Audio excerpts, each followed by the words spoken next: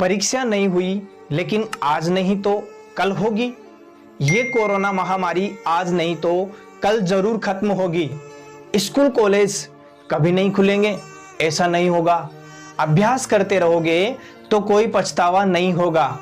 Present time की जो situation है उसके अकॉर्डिंग मैं देख रहा हूं कि स्टूडेंट्स जो हैं वो पढ़ाई से दूर हो रहे हैं, तो उनको पढ़ाई से जोड़ने के लिए, अपनी स्टडी से जोड़ने के लिए एक छोटी सी कहानी आप लोगों को सुनाता हूं। ये कहानी जरूर आप लोगों को प्रेरित करेगी। एक बार भगवान इंद्र किसानों से नाराज हो गए और उन्होंने घोषणा कर दी कि 12 साल तक बारिश नहीं होगी, आप फसलों को नहीं उगा पाएंगे। भगवान इंद्र से किसानों ने विनम्रता पूर्वक विनती की। किसानों की विनती को देखते हुए इंद्र ने बड़ी चालाकी से बारिश न होने का जो श्रेय है भगवान शिव के ऊपर डाल दिया और कहा कि बारिश तभी संभव है जब भगवान शिव अपना डमरू बजाएंगे। लेकिन इंद्रदेव भगवान शिव के साथ पहले ही गुप्त रूप से चर्चा कर चुके थे और उनसे किसानों के साथ सहमत नहीं होने के लिए भी अनुरोध कर दिया था। जब किसान भगवान शिव के पास बारिश के लिए विनती करने के लिए गए तो उन्होंने भी कह दिया कि बारिश तभी होगी जब मैं 12 साल बाद अपना डमरू बजाऊंगा। निराश होकर किसान वापस लौट गए और उन्होंने 12 साल का इंतजार करने का फैसला ले लिया। लेकिन उनमें से एक किसान वापस लौटकर नियमित रूप से अपना काम कर रहा था। अन्य किसान ये देखकर उस किसान का मजाक उड़ा रहे थे। कुछ किसानों ने तो पूछ भी लिया कि आप अपना समय और ऊर्जा क्यों बर्बाद कर रहे हैं, जबकि बारिश तो 12 साल बाद होने वाली है। उस किसान ने जवाब दिया कि मुझे पता है, लेकिन मैं ये सब केवल अभ्यास के लिए कर रहा हूं। 12 साल में मैं खेती की जो सारी प्रक्रियाएं हैं भूल जाऊंगा, शरीर काम नहीं कर पाएगा। क्यों? क्योंकि शरीर आलस का शिकार हो जाएगा। इसलिए मैं सिर्फ अभ्यास करता हूं कि 12 साल बाद बारिश होगी तो मुझे कोई परेशानी नहीं आए।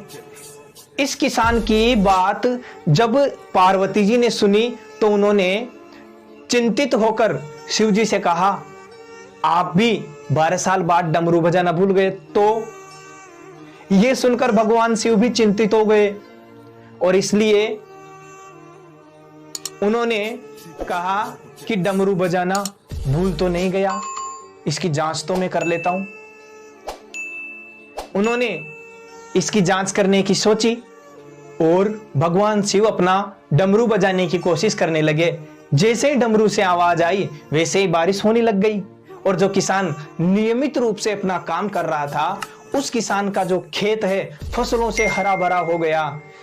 बाकी के जो अन्य किसान थे वो बारिश का इंतजार कर रहे थे, लेकिन जैसे ही बारिश हुई उनको पछताना पड़ा, बहुत पश्चाताप हुआ क्योंकि उन्होंने अभ्यास करना ही छोड़ दिया था। इसी तरह एक सप्ताह या एक माह या एक वर्ष बाद लॉकडाउन समाप्त हो जाएगा, कोरोना महामारी भी खत्म हो जाएगी। इसलिए आप अभ्यास करते रहिए। जिस क्लास में हैं उस क्लास की जो सब्जेक्ट्स हैं उनको अटेंड करते रहिए, पढ़ते रहिए, अभ्यास करते रहिए, या फिर आगे की जो क्लास है उसका अभ्यास करते रहिए। क्यों? क्योंकि कहीं आपके साथ भी ऐसा नहीं हो जाए जो बाकी के किसानों के साथ हुआ था।